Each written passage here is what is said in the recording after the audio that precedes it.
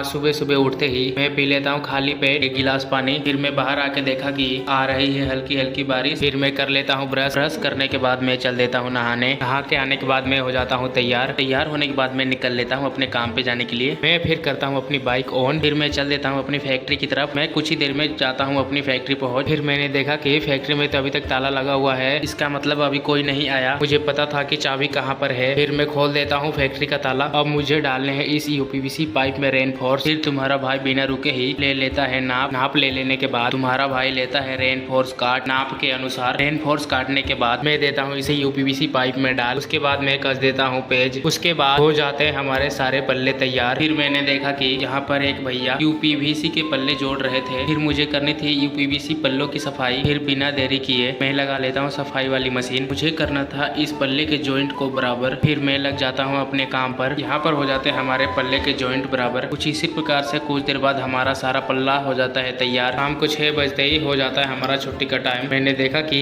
एक भैया rain coat पहनकर घर जा रहे थे क्योंकि आ रही थी बहुत तेज बारिश। बारिश के थोड़ा स्लो होने के बाद मैं भी निकल जाता हूँ अपने घर के लिए। बारिश के कारण रास्ते में लगी हुई थी जाम। फिर कुछ देर बाद मैं पहुंच जाता हूँ अपने घर। मगर पूरा बरसात में भीजने के बाद आज का दिन हमारा होता है यहीं पर समाप्त।